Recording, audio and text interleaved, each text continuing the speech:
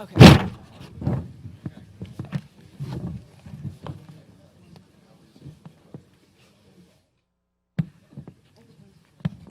Hi there. Welcome to today's First Friday. We're so glad to see a packed house. We're actually stealing chairs from the other room, but we also have some seats still left up here for those who are just coming now. It's my pleasure to have you all here on a very sunny Friday. Sunny but cold, but it's nice to have cold, isn't it, when it brings the sunshine out? It kind of, it's a double-edged sword, but it's pleasant. Anyway, so what will happen is I'm going to actually introduce Mr. Dennis Vogel, who is the CEO of Citizens Bank. And Citizens Bank is actually sponsoring this series where we highlight and profile our very best alumni who have made it to the C-suite, and because we want you to know that you can make it from here to there. And Dennis, just so you know, he is the CEO of Citizens State Bank, which has been recognized as a top 100 community bank in the country, in addition to being one of the happiest places on earth to work. And so he's literally got the data to show that, by the way. And prior to starting a Citizens State Bank, Dennis worked for another community bank where he worked himself up the corporate ladder in a very short period of time to become VP of Credit and Administration. He began his banking career as an intern while studying at UWL, where he obtained a BS in finance in 1997, followed by his MBA in 2002. In addition to his role at Citizens State Bank, Dennis is active in other nonprofits and for-profit entities. He's had many awards acknowledging his philanthropic work, and when he was here, he was involved in the AMA as well as the FMA at UWL. He's been involved with the Silver Eagles Board of Directors. The Silver Eagles are the College of Business branded alumni group, and Dennis takes great pride in our university and whenever possible tries to hire outstanding UWL graduates, and we're delighted he's the sponsor of this series. So thank you so much, Dennis. Over to you. I'll be real brief before I turn this over to Angie. That's why you came here. But before we get into that, I'd like to recognize the dean. We would not be here this afternoon if it wasn't for her. I think she's done a tremendous job coming to UWL, knowing that it's much more than getting everybody a degree. It's about preparing you for your next chapter in your career. Not only that, so putting this together, creating partnerships, and creating networking opportunities. So hopefully afterwards you stick around and can network with your classmates and learn more about them, because you never know who's going to open that next door for you. It could be someone sitting right next to you, so please do that. Also, she's very big on knowing that we got to create opportunities for the next. We got to not just give you that degree, we got to find opportunities to get that next job, which is, again, a little bit different than some universities really focus on. They focus on get you the degree and get you out. But she understands it's much more than that. So let's give her a round of applause.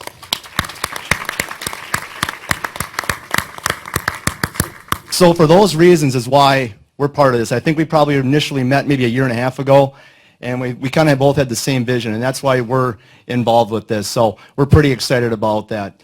Now, again, we talk about creating opportunities, and I've got an opportunity for you. When you think about working at a bank, be honest now, how many of you say, that probably sounds pretty boring? That's what most people would be. I would tell you, you don't bank at Citizens State Bank and you don't work there, and that's why we're one of the happiest places to work in the country because of our culture. If you were to walk in right now, you might hear Snoop Dogg on the music, Eminem, Taylor Swift, and also Friday afternoons we're throwing the football around with our coworkers and also our customers. And that's why if you want a fun culture, this is the place you want to be and where you want to work. And why I mention this is that we actually just posted a job offering for a position for a credit analyst. And if you have an accounting degree or a finance degree, this is the perfect way to get into banking or get your first job. This is how I started in banking. And now I'm the CEO and own my own bank. And actually we have an internship too right now that started about 90 to 120 days ago that the individual is in this lecture group about October, November, applied because he heard about it here. And he's doing a tremendous job. And I just had lunch with him after 90 days, which I do of all my new employees. And he said he's learned more in 90 days than he learned in his first 2.5 years of college. So it's not to discredit what you're learning in school, but it shows how important it is to get real life experiences.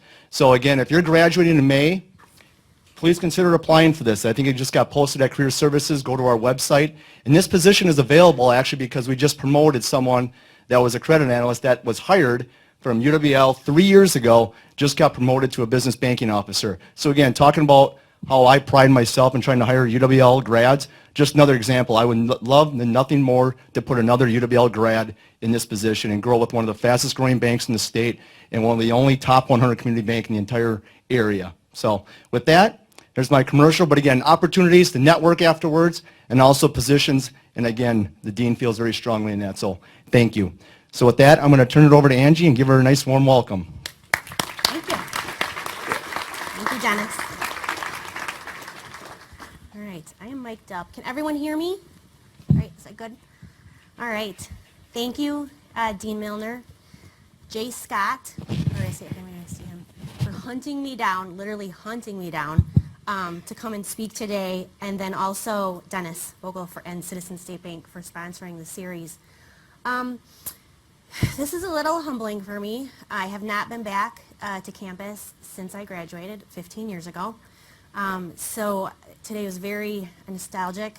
I'm really kind of reminiscing today, walking around. There's a lot of changes. You guys have awesome facilities. I'm jealous, and I want to come back to college. These things were not here when I was here. So this is humbling me back because, you know, my title right now with Ansay & Associates, which is an independent insurance broker here in the state of Wisconsin, is Chief Financial Officer, overseeing the finance and accounting, human resources, and information technology departments. But my true primary title, and to me CFO title, you know, means nothing because I'm a mother. I'm a crazy mom at that. So I'm one of those minivan moms. I'm always driving, commitments, and you know, taking my, people depend on me, my employees, my children, running them around everywhere. So really, it was nice to kind of take a step back and reflect on what I have done with my career and the steps that I've taken, and hopefully share that with you. How I'm going to do this today, I'm not going to go through how-tos, tips, you know, this is how you should do it. I'm just going to tell you my journey. This is what I went through. These are the different opportunities that were available to me, and hopefully, you know, some of that can help you do the same. I'm going to keep this informal, so if you have questions when I'm speaking or want me to clarify something, please feel free to stop me, interrupt me. I know there's a question and answer at the end, otherwise save them for that. So I will start with kind of my overview. So how I did this so that it would make sense and flow for you to kind of go through what my journey and how it took me to be here at the university and working for Ansay & Associates. Really, to me, perseverance, when I thought of, okay, what drove me to keep going, to potentially overcome some obstacles that I'll share with you that I have encountered throughout my career and personal life, and you know, where exactly have I been. So some of my personal background, my family life, where I'm from, my educational background, and then of course my career paths and what positions I've been through today. What I'm doing today, what industry I'm in. So I am in the insurance industry. Any hands? Anyone looking to get into insurance? Okay, well hopefully I change your mind at the end of this meeting, because I also would never have thought that I would have landed in the insurance industry, but incredibly lucrative, fun, lots of opportunities for finance and accounting majors in the insurance industry, so I want to make sure I'll touch on that as well.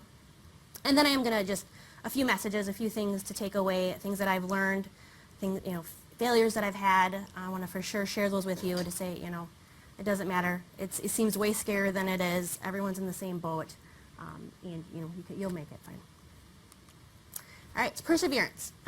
To me, steady persistence in a course of action, a purpose, a state, especially in spite of difficulties, obstacles, or discouragement. So, steady, persistent course of action, setting a goal, you know, working towards attaining it, making sure that you have, you know, what's lined up for you, speaking with others, knowing the right people, and then success. You know, the definition of success could be attaining financial success, getting a, you know, working towards a title.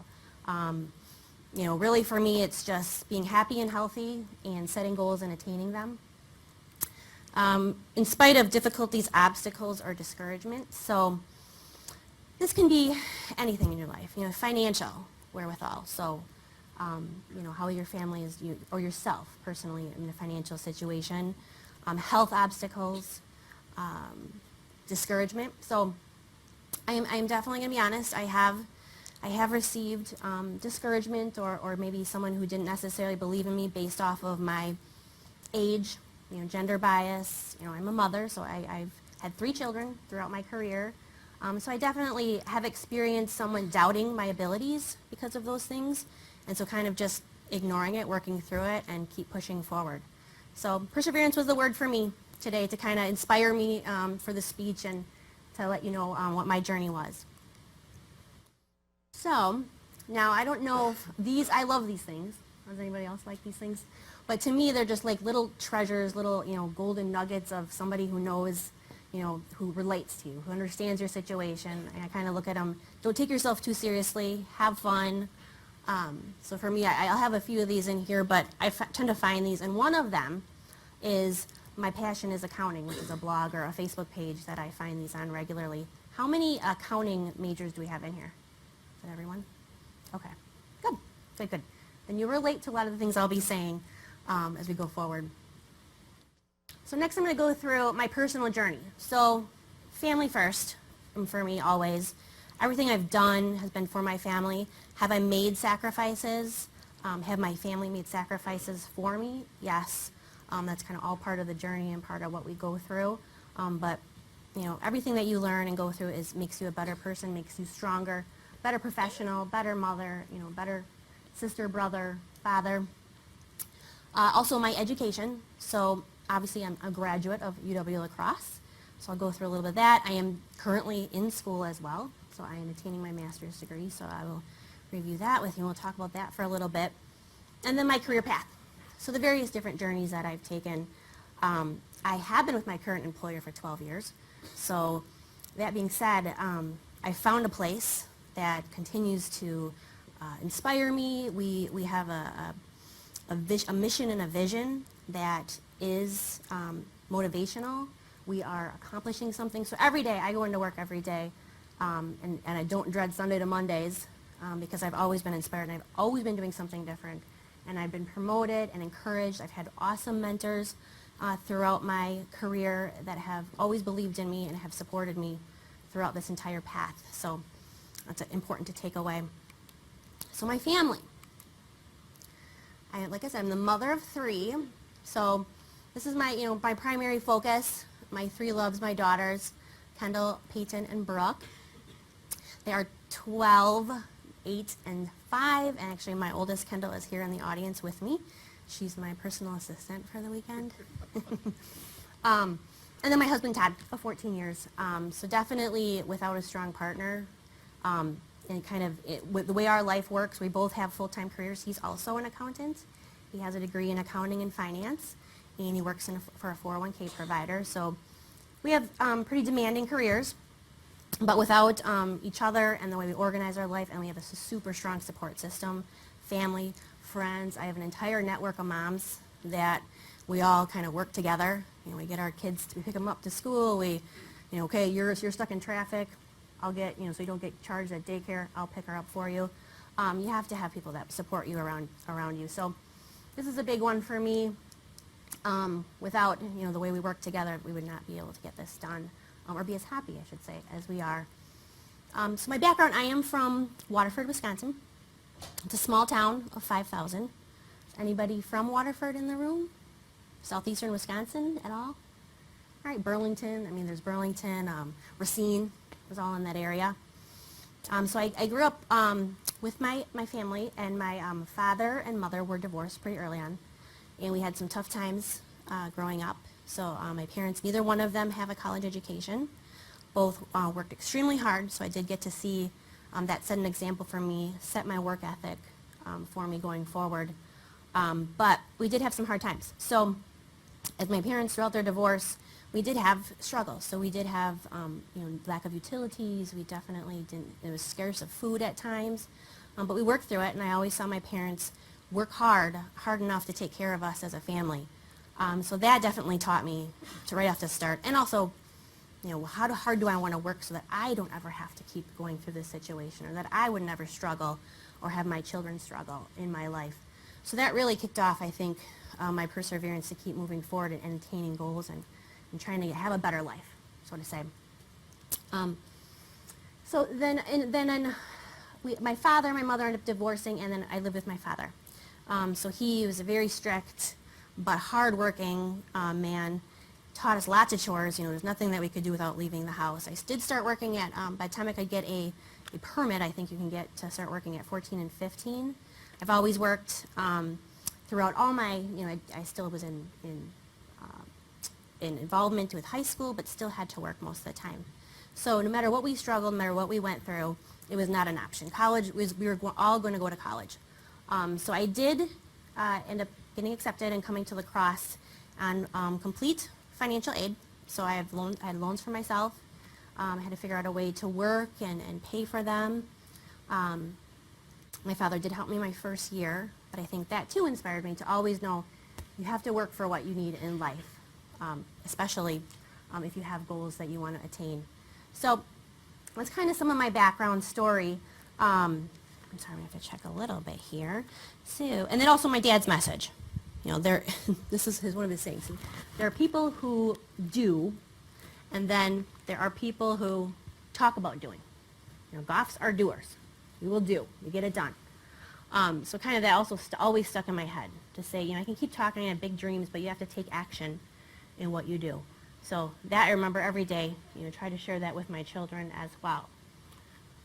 Next, my education. So I touched on this a little bit. Class of 2002 in La Crosse. Those are my grandparents. Currently a student at Concordia University working on my graduate degree. I really was inspired to attend La Crosse. I took an accounting course in high school. So I don't know if they still have that in your business classes in high school, but it was big, huge ledgers. It was debits and credits. I think we had a fake business that we had to go from start to finish. We might have used Great Plains to plug it in at the end to make sure that we had everything in the system, but I loved that. I said, okay, this is what I want to do.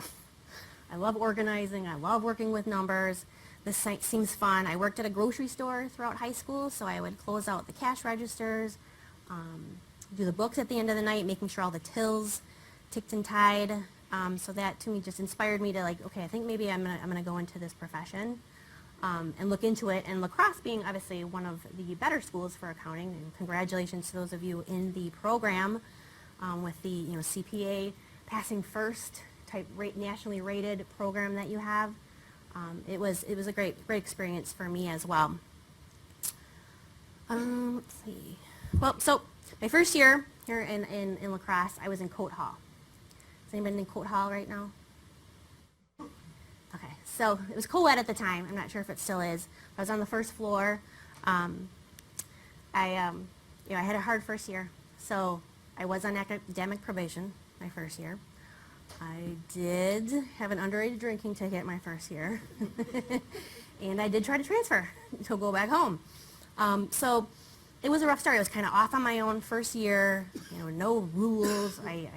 I did not have to work my first year because I had enough financial aid to cover, and I had the meal plan. So that covered most of my meals. I didn't have a car, so I didn't have a lot of expenses. So I think just that freedom of not having to go to a job got the best of me. But, I remember speaking to my father and speaking to my advisor at the time and just kind of pulling it together and saying, okay, moving off campus this next year to take things more seriously. And then really, began working towards the accounting degree. And then by the end of my term here in La Crosse, I was on the dean's list, so I did kind of get my stuff back together. But everyone has to go through those times and those experiences. I lived off campus on State Street. So I don't know, nobody probably knows, but Mr. D's was on the corner there at State Street and West, I think it is, or La Crosse Street. With three girls that I grew up with. I had pretty limited involvement here in the college because I worked as well. So I needed to, once I moved off campus, I had to work 20 to 25 hours a week. So I had various different jobs. There was a campus Quillins that I did books for, and I would close out the tills at the end of the night, and on Fridays and Saturdays at night, when it was party night for everyone, I had to wait and get everybody who had been having fun all weekend out the doors and get the registers closed and get the doors closed. So I did that throughout here. I also worked at the Train Credit Union in Onalaska. So I was a bank teller on Fridays and Saturdays and Sundays. Whenever I could fit it in between my classes, I would get those jobs done. I also donated plasma. Does anybody still do that? Okay, good to know. And I did all 4 years, and I still have a hole in my arm. So yeah, all 4 years, $50 a week, if you do it twice a week. And so that really helped. That I was able to buy dinner. I was able to go out on the weekends, and that even bought gas at the time. I had a really small car. So yeah, that definitely was a story that I still tell. And I'm often asked when, if I donate blood, why I have a hole basically in my arm still from 4 years of having the tube put in. But yeah, you have to do what you need to do to get, pay the bills.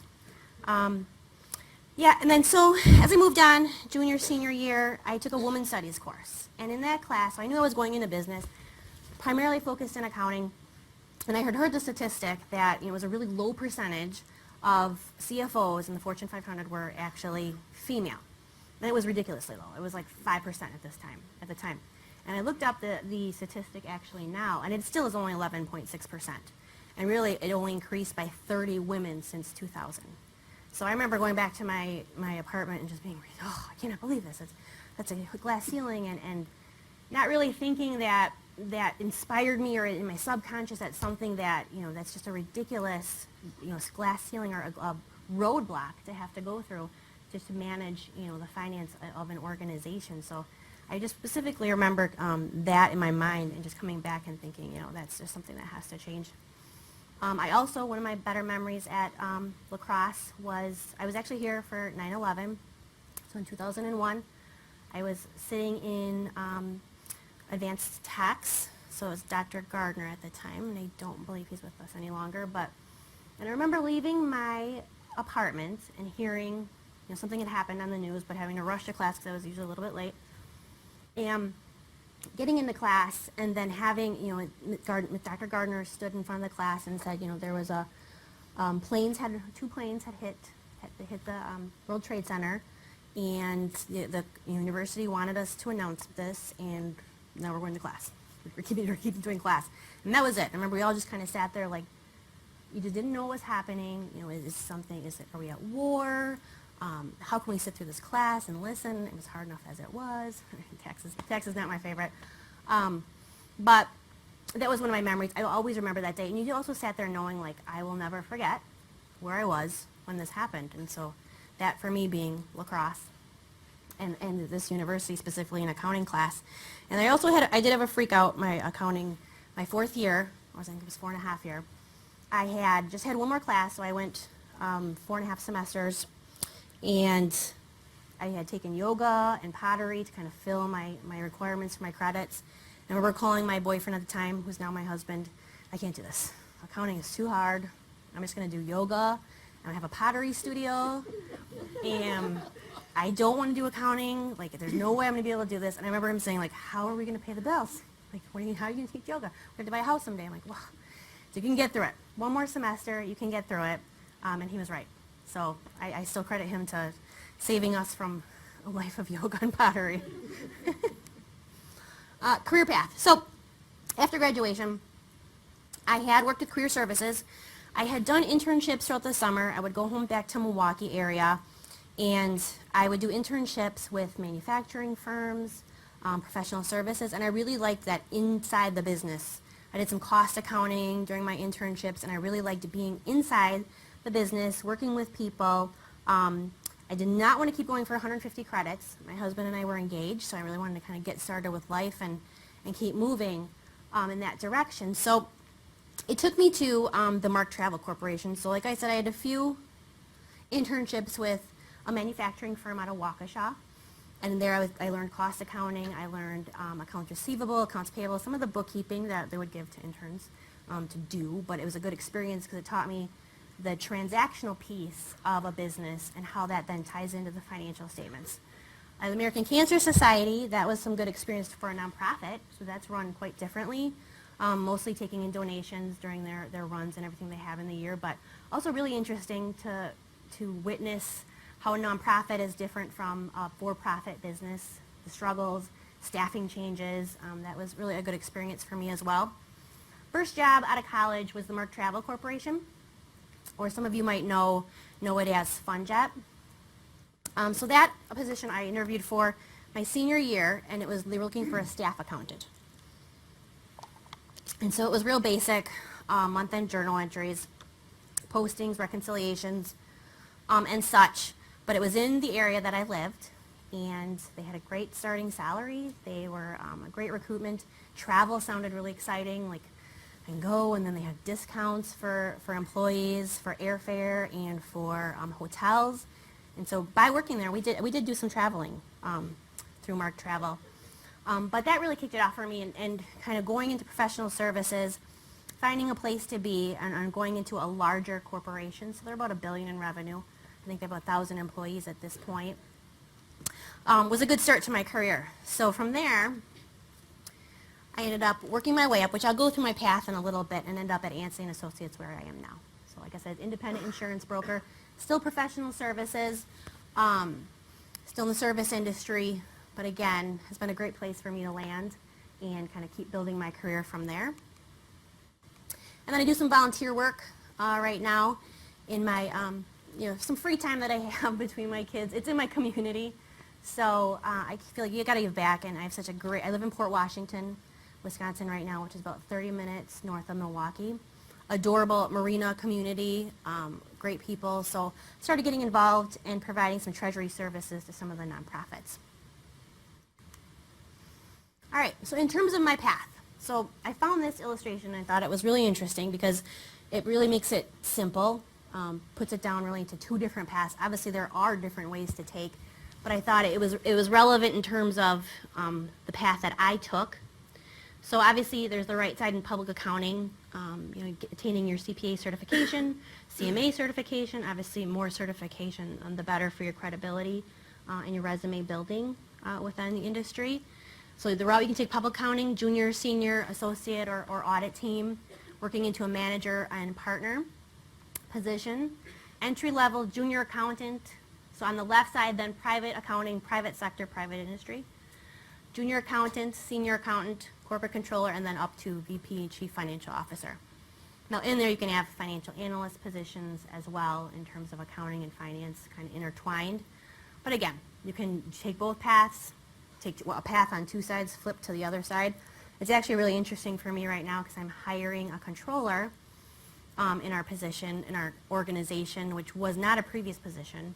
So, but every interviewee that I've had thus far has started in public accounting, 2 to 3 years right out of college, went for their CPA right away, and then got burned out or made the decision, a conscious decision to say, if I'm not on the track to go to manager partner, if this work-life balance doesn't work for me, I'm going to make a move. So I do have people laterally who are in senior positions who right now I'm interviewing for corporate controller positions who are looking to be a part of an organization, do the inner workings of one organization, and audit and tax and such, and traveling, and kind of making their management steps into their next level. All right, so how does this relate to my path? So as I mentioned, I did interning and temp work in the private sector, so nonprofits, professional services, staff accountant with the Mark Travel Corporation.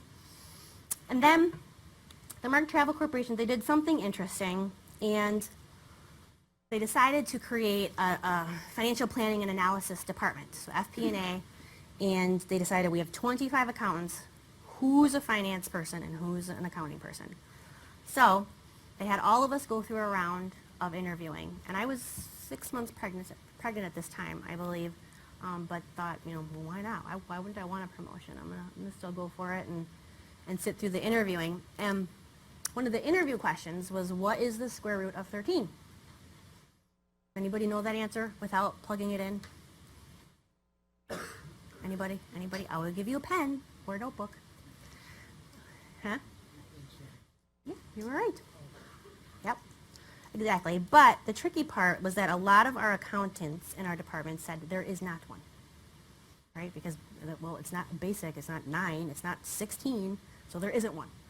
which was the answer he was looking for to determine, okay, accounting, kind of black, white, comfort zone of this level, and then someone with an analytical mind who would try to work out the problem and say, well, it's not exact, but it has to be between, 3.6 and 3.7. So that just stuck out in my mind as such an interesting interview question. It completely threw all of us accountants off because you would never expect to get, tested like that in an interview. But it's always stuck with me and then helped me really realize that potentially that is my route. Going down a financial analyst, wanting to understand things, work through modeling and projections and forecasting and learning that piece of the business and helping them, businesses go further in forward thinking in their organization. So that was a financial analyst position at Mark Travel. Then Mark Travel went through some restructure and they did some different changes. So a lot of us had left the organization, and I had then landed at Ansay Associates.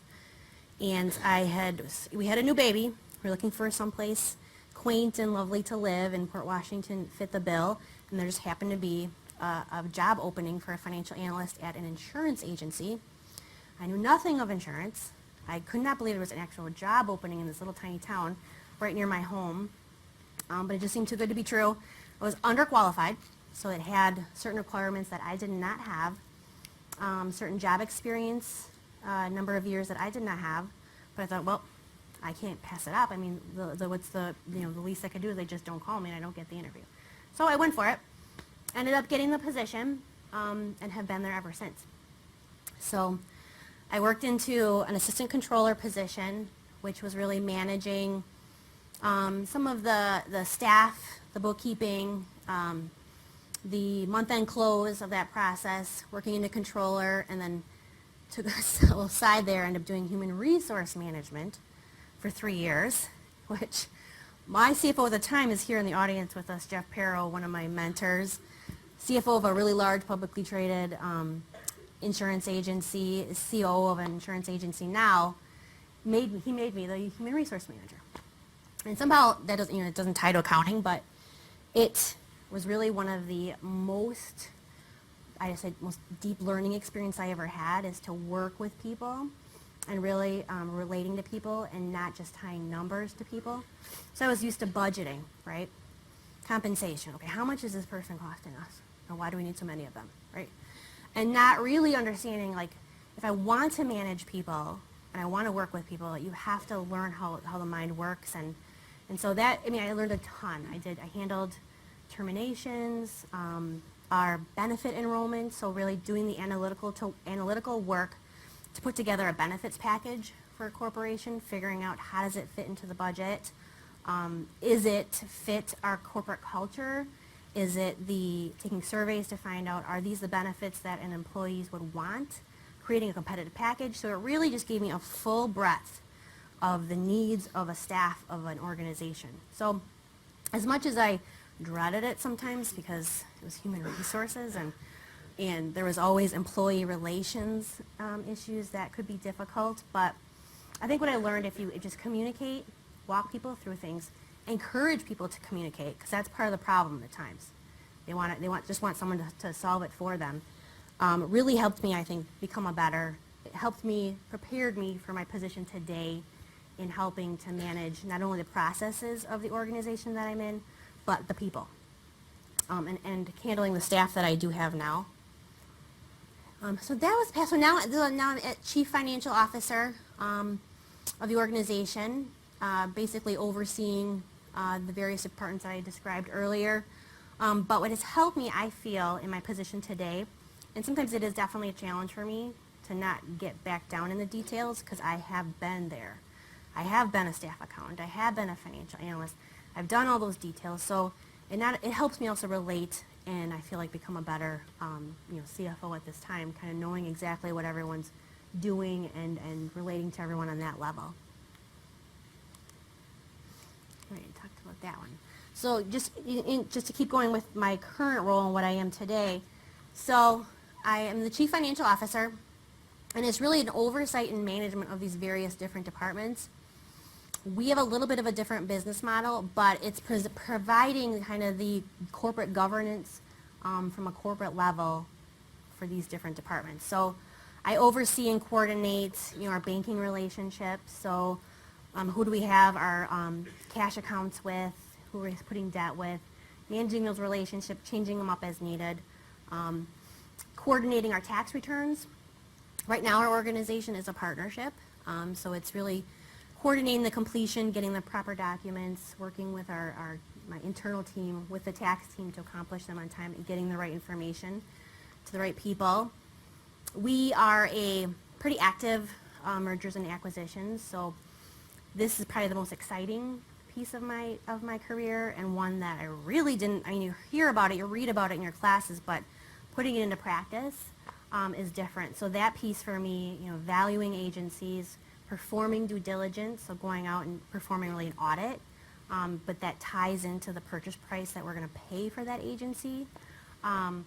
And then working on the transition and the orientation of those new employees or that new business into our business model is the most rewarding piece by far of what I do. Coordinating the audits, which is the least rewarding piece of what I do.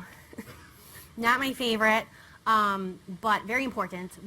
As we've grown in size, we have different requirements, and our audits have become more and more involved, and we now have a full audit. And I also manage an internal audit team. So it's a learning process. That's just what I take away from it. As time consuming and as tedious as it can be, it's like a continual learning process of the way the business runs every year that we do it. Policies and procedures, budgeting and forecasting, all the things you would assume, strategic planning for us specifically because of growth. And then I'm also the purchaser of our insurance. So I went and attained my property and casualty license this year, and really just thinking, I'd like to kind of, since I'm in insurance, know more of it. I do have a mentor, our COO at ANSA, Tom Shates, who always says to be a student of the business, right, that you're in. There's constantly things that you need to learn. Learn more and more about what it is that your business is doing, the industry, what are market conditions, what's forecasting, what's going on out there, what kind of challenges, or is technology threatening your industry. Just being aware of those things so that you can obviously be a better professional. So, and also I've realized by taking my property and casualty license, I'm appreciative of most of our staff at how difficult it is and what an important job it is from a management of risk for their clients. So they're really taking on and learning the business for their clients and providing the proper coverage so that that organization is safe, protecting really, their assets and their livelihood and their dreams. So that was a great experience. Legal, I'm going to go through employment contracts, errors and omissions, again, acquisitions, there's a lot of contract work that goes with that. I don't really do that detail, but it's really making sure that and coordinating the pieces that we owe to complete those contracts. I do oversee human resources, so we do currently have a human resource manager. And so then the number one priority in any organization is making sure payroll is right and timely and paid, and that to help keep everyone happy and everyone obviously on the same page. Standard agreements for us, employment agreements, training coordination. We have a huge initiative on professional development. In the insurance industry, you do have to have a certification, and you have to have CE credits that you have to keep up with on an annual basis. So it's making sure our staff is up to date and that we provide as many resources as possible. Employee engagement. So that's the fun piece that is in insurance, to make sure that we have a culture that keeps our employees happy. We can attract talent. It's more important than ever nowadays, especially in the insurance industry, to make sure we're bringing in that next round of employees, and then policies and procedures. From an IT perspective, I personally don't have an IT background, but I have a great employee that I empower, who is one of the subject matter experts best in our industry, that I trust to handle the majority of the IT, but I do oversight, set goals with him, make sure that we're protected in terms of security. Our operating systems we're with the right vendor. We have the right systems in place, the right policies and procedures. Making sure our business continuity, so disaster plan, in case a building were to blow up or our servers were to go down, how do we keep productivity at 100%? And data management. So For us, being in the services and insurance and data analytics and knowing our customers and our clients, data is becoming that much more important, as it has been for us. If you have it at your fingertips, what can you do to use it to run your business more efficiently and help sell more insurance? So that's a big piece of it. So this is what I'm currently doing today. And sometimes I do have to use that, my accounting voice, to get my point across, because it is a lot to oversee on a daily basis. Okay, so here's where I am. I'm with Ansay & Associates. It is an independent insurance broker, which basically means that it is not a direct writer with insurance companies. We have a brokerage or a contract with hundreds and hundreds of different insurance companies to write their products. So we don't actually have a product. Our product is our people. So we really are a broker and we're a third party and selling somebody else's product and receiving a commission in return. We are a top 5 Wisconsin agency, top 5% of agents, brokers nationwide. We did hit the top 100, number 62 in the nation, I believe, according to Business Insurance. And what I love about this industry, and specifically the agency that I'm in, is that it's relationship based. For the clients, it's relationship solutions oriented approach driven by our risk management and needs-based process. So evaluating what clients need and then recommending and being in a consultative nature to let them know, okay, these are the products, this is the coverage that you need to keep your business afloat. Broad and strong carrier representation. So carriers in our industry is insurance companies. And what makes our company unique from other insurance agencies is that we have a pretty strong mission and vision of doubling our revenue every 7 years via organic growth and acquisitions. So that is unusual to have an actual tangible set goal to grow your business organically, which means rewriting new clients, making up for what we lost, 2 to 5% on average, which will not obviously have us hit the concept of 7 is not going to have us double every 7. So we currently do that via acquisitions, and our acquisition growth on average has been between 9 to 15%. This year we purchased around $3.5 million in agencies. Currently at Ansay, we're about $35 million in revenue with 250 employees. I'll show you a chart in a little bit that shows kind of what the growth was since I have been with the agency. But again, my M&A experience and what I've learned through this organization for valuations, calculating pro formas, performing due diligence, going out in the field, meeting new agents, finding out why they want to come and become part of our organization has been one of the most rewarding and learning experiences, and definitely has kept me coming back and wanting to keep with Ansay for the majority of my career. Where are we today? So our current locations, just as an illustration of throughout the state, I really wanted to show this to you, and I will kind of touch on insurance careers because we do have an internship program. So we do encourage, especially finance and accounting majors, to think about insurance because it does, having that business background and knowing the way a business functions will only make you a better salesperson. So if you have the personality to sell, that is for sure a job opportunity you should think of. And throughout the state, so I'll leave my cards and we can talk during networking, but our internship program is rolling out. We put our interns through a pretty broad program, not just about selling insurance, but our interns come into our program and you do get through a breadth of the insurance industry careers. So you spend time at insurance companies, which I don't know if a lot of you know, different insurance companies, but there are great places to work. One near us has a Ferris wheel actually built inside the company, chocolate fountain during lunch. So it is just a really great place to think about your future careers. And then we also put the interns through our different departments. So there are different lines of business you can sell for insurance: personal lines to people, home and auto; commercial lines, business insurance; and then employee benefits, which is health insurance, life insurance, that type of insurance that you can sell. So we'll put you through that cycle, put you through insurance careers. So I encourage you all to kind of think about that as you go forward. What else is unique about my organization is that we do have a decentralized operating model and structure, which majority of the time you think of centralized, right? One corporate headquarters, one structure where everything is run. Well, what our agency has done, and we brought leadership on about 8 years or 7 years ago, that wanted to change up the way we were doing business and to really facilitate the ability to purchase agencies and grow that way with still bringing in high margins so we could have profitability and that kind of security.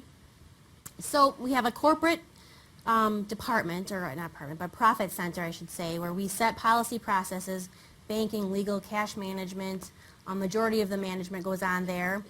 And then we have agencies throughout the state that really run independently. So I kind of compare it to like a franchise type structure where we purchase an agency. Our competitive advantage is that we do not then terminate or bring in most of the overhead into our agency. They run as they are independently. So they manage sales and service. They are still the pillars of their communities. They're still selling to their clients. There really is no change other than the ANSE brand put across potentially their office. This has been very attractive for us. We've had for sellers that are really maybe don't have a succession plan but still have a commitment to their community or a commitment to their staff that have worked for them most of their lives or their careers. We are an excellent option for that. Also for sellers who want to grow as well, who want to build out their agency but maybe don't have access to capital or the financing and such that we're able to bring, or the resources. So we are able to roll them into a system or roll them into our human resources and provide benefits that they haven't been able to provide to their employees. So that has really been very successful, and to me it was incredibly interesting, and I still study it all the time today and really enjoy teaching people about the model because it has worked. It's high margin, we have high growth, but we also have high employee surveys, high employee engagement ratings. So it helps people we're a part of something, we're building something, and we're providing security to people throughout the state. And so here's my chart that I'm happy to finally have a chart to talk about instead of myself. But here's just our growth patterns, and you can kind of see, I think I got a pointer here, that this is where the organic growth will take you up 2, 3, 4% consistently if you're sticking to your plan, selling insurance, working your relationships, retaining your clients. And then here's where we made some changes, brought on some new leadership, and decided to take it off with the M&A. And it's been going ever since. So cumulative annual growth rate of almost 10%. 16 alone, our total growth was almost 16%. All right. So I wanted to be sure to touch on some careers in insurance because I would, because of the opportunities that I've been afforded, and just it's a fun place to live or to work. Great work-life balance, very lucrative industry. I wanted to make sure that I encourage those of you that haven't thought of it to think about the insurance industry. Some different careers. Obviously, we talked about independent insurance agent. What amazes me, I'm not sure if everybody understands the structure, but the income potential as an insurance agent is huge. So for every dollar, for at least for our model we bring in, 25 to 40 of that is going to the producer. So if you put that into just larger terms, if you have $1 million book, what your income potential could be. And it really is kind of being your own boss and building a book of clients and business that you can then even continue to work on throughout your entire career. An actuary or an analyst. So mathematically, if it kind of fits with the finance or math majors, determining the probability that events will occur, determining the cost of insurance. That requires a bachelor's degree. The national annual mean wage, which I was amazed is over $100,000 for that type of position. An underwriter. So basically the person who determines which insurance applications are accepted or rejected based on the risk analysis. Again, bachelor's degree, national annual mean wage of $70,000. Claims adjuster. So estimating the cost of the damage for a bachelor's degree, that again is around $65,000 as a national annual mean wage. And of course the last two, insurance attorneys, educators, accountants, all of that administration that is needed in any large organization. Encourage you to look into those types of positions as well. Why choose insurance? So again, as I've mentioned throughout my lecture here for you guys, is stability. People need insurance. An interesting fact is that over 2 million jobs in insurance in the next 10 years, over 50% of those will be up for grabs due to baby boomers and kind of the aging workforce. So there will be a lot of opportunities coming up in the different insurance companies. Flexibility. So flexible scheduling, depending on the position. So an insurance agent, you're going to make your own schedule depending on client appointments, where you are at in your career, but it can be very, very flexible in terms of if you have a family life. Income potential. So again, I touched on that. Lucrative industry, and as an agent or in sales, you can kind of set your own goal and set your own pay as willing to be as hard as you want to work and how much commission you want to earn. Be your own boss. Again, baby boomers are retiring. They may have lack of succession plans. You could own your own agency, be a team leader in a company, and making a difference. So like I mentioned also previously, these insurance agents are pillars in their community. You are providing a product that protects the assets of someone's life or life insurance, their actual life. And so that, having that kind of connection to what you do in your career is a definite positive factor as well. And so kind of as I end here, I wanted to give you all a resource. It's just www.insurancecareercenter.org. This is Invest is the name of the organization that we particularly work with in the independent insurance agent industry to help place, encourage, promote insurance careers. So I encourage you all to go there. We have created our own university, ANSA University, where we bring our interns through, helping our employees develop, grow, learn, continuing their education. And so, in conclusion, my message is to you, again, thank you for allowing me to be up here and listening to kind of my story and my journey, and let me encourage you to kind of look into different opportunities in your life. Again, obstacles are illusions, perceived things that you may seem might keep you from your path, but just keep pushing through. Like I said again, who says, follow your instincts, depending on what you have a passion for. If you can work that into an accounting career, which everybody needs accountants regardless of the industry. You need someone who can put the numbers together, who are organized and factual. Fail. First attempt in learning. The only way to learn is just make mistakes. And I think, my first board meeting that I had to do on my own, I was crying before I had to go in there because I thought, they're not gonna take me seriously. What if they ask me questions? I probably had a stack of papers like this because I thought I had to bring every report that they would ever ask me a question on with me at that time. And they did not talk to me once the entire board meeting.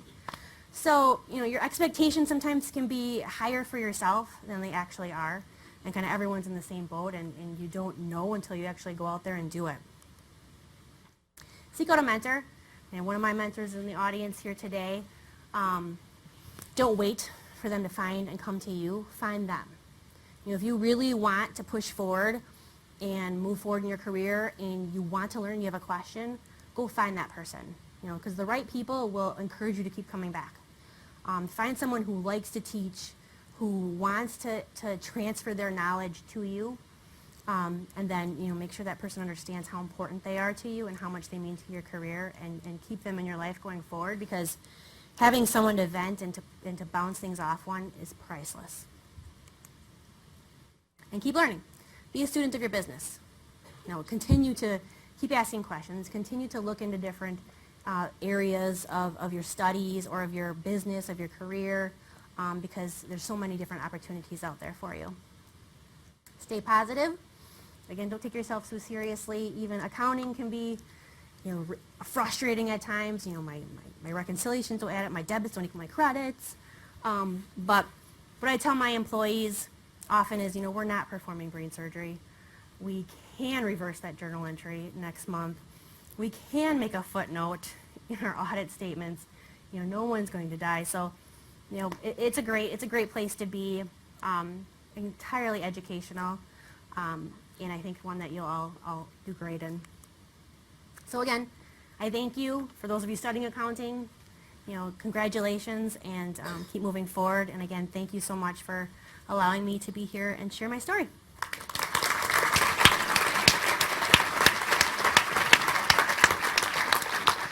We can take a question or two for sure. Yeah.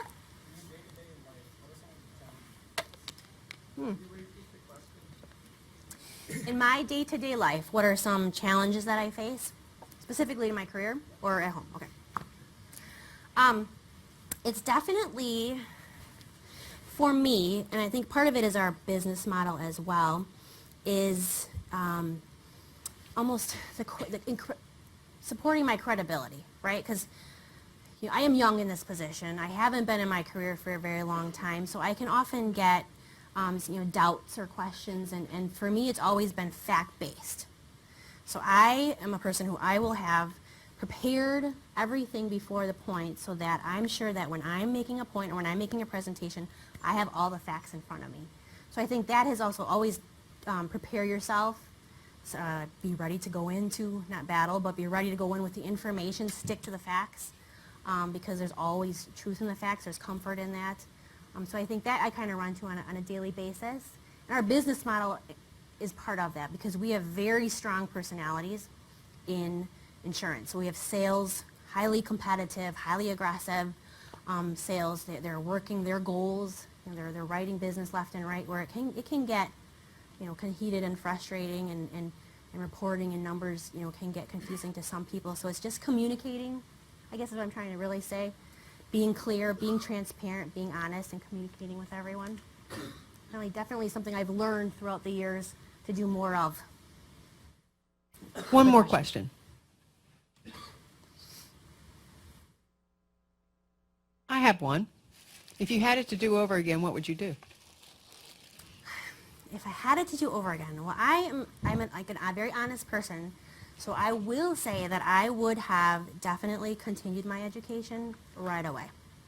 So I wouldn't have, you know, going back right now, as rewarding as it is and as eye-opening as it is, because now that I've done it for 11, 12 years, it kind of makes more sense. You go back and do it, but life, it gets very busy, so I would have just, I can encourage you to just continue to finish your requirements for credits right now. Move on to a master's program if you can right now, because a lot of the things that I'm learning in my master's program are completely applicable to what I'm doing today in management positions.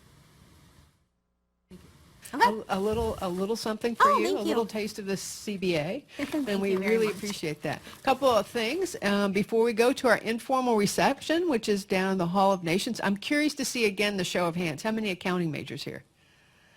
Okay, economics, finance, marketing, management, international business, information systems. All right, a really good mix today. I really appreciate you coming. Now, we have to tell you that Mr. D's Donuts still exist. I did hear that. Yeah, and it's at the same place, only it's called Mocha now. And I think they sell out sometimes, so you have to go early. That's what I heard. Yeah, so well, you Kendall do. and I might have to run. Yeah, in there you have in to the get there morning. early in the morning to get it and stuff like that. And I appreciate very much the shout out from Dennis, but honestly, the speaker series is a joint effort of the Board of Advisors, the Foundation Office, the alumni, the faculty, and most importantly, you, the student. I know a lot of times you don't think when we give you horrible tests and keep you up all night studying that those are acts of love, but they actually are. And so it's for you that we are here. And with that, I will say, please come join us down in the Hall of Nations. Look forward to interacting with you. Thank you again for coming. Thank you. Oh, okay. I went long. Did I go long? Thank you, sir. Thanks for coming. I asked her maiden